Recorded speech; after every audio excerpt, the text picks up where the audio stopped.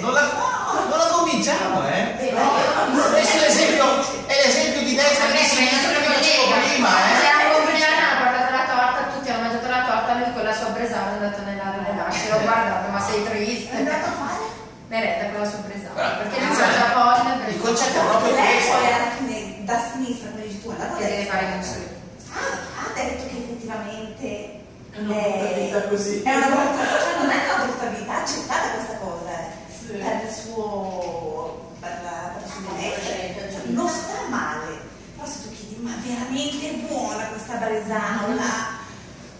No! Ti faccio l'esempio di un mio carissimo amico che Non è che lo sapete. Eccola, che mi sgama.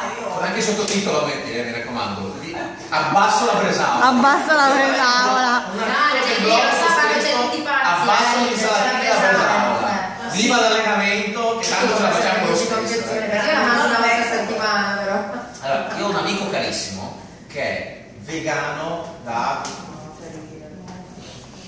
quando per me da 6 Non mangi niente.